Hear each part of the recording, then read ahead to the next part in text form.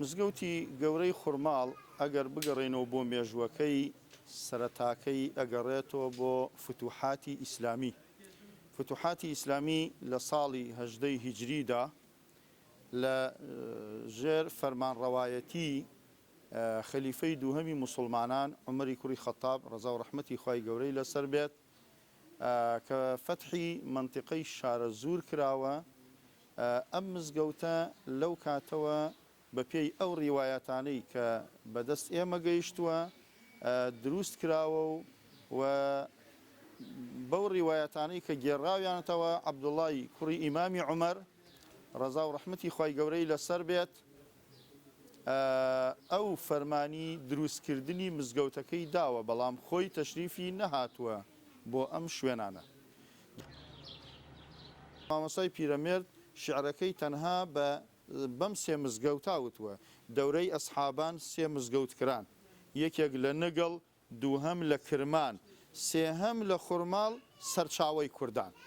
یا مەبەستەکەی ئەوە بووە کە ئەم سێ مزگەوتە ئەگونجێت لە یەک کاتدا دروست نەکرابن، بەڵام هەر لەو سەردەمی فتوحات و لەو سەردەمی گەیشتنی ئەسحابی کیرام بۆ ئەم ناوچانە دروستکردنەکەیان نزیک بێت. بەڵام ئەوەی کە پشتڕاستی هەموو قسەکان دەکاتەوە لە دوای مزگەوتی بەسرە، مزگەوتی گەورەی خورماڵ بە حەوتەمین مزگەوتدا ئەنرێت لە تەریخی ئیسلامیدا.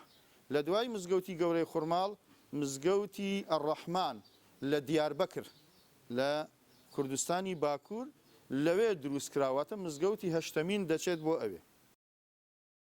خۆی هەر ئەو مێژووە دێرینەکەی بەشێکە لە ڕاکێشانی سەرنجی گەشتیاران و ئەو دوو درەختەی کە لە بەردەم لای دەرگاکەوەن سەرەتای مزگەوتەکەوان ئەوە مێژوەکەیان بۆ 500 ساڵ ئەگەڕێتەوە. ئەو سوورە چنارانە ئەوە لەگەڵ سوورە چنارەکانی تاقوەسانی بێستونی کرماشان ئەمانە هەمویان هاوشێوەن لەگەڵ سوورە چنارەکەی مزگەوتی گڵەزەردە و منارەکەی مزگەوتی گەورەی خورماڵیش کە شێوازی دروستکردنەکەی کە بریتە لە 14 مەتر بەرز، واتە 14 مەتر درێژی هەیە و بە قادرمە لە ناو منارەکە ئەچیتە سەری سەرەوە بە 33 پلە ئەتوانیت بچیتە سەری سەرەوە، جوانی شار و ناوچە و منتیقەکەت هەمووی بۆ دەرەکەوێت. مزگەوتی گەورەی خورماڵ کۆمەڵێک ئاثار و شوێنەواری تایبەتی لەخۆ گرتووە و هەر ئەوەش بووەتە هۆکاریەوەی کە گەشتیارێکی زۆر ڕوو لەم شوێنانە بکات. یەکەم مێژووی مزگەوتەکە هەر بۆ خۆی ئەسەریە، دووهەمیشیان ئەو سروشتە جوانەی کەوا مزگەوتی گەورەی خورماڵی تیا دروست کراوە بە بۆنەی حەوز و ئاو و سەوزایی و جوانی ناوچەکەیەوە.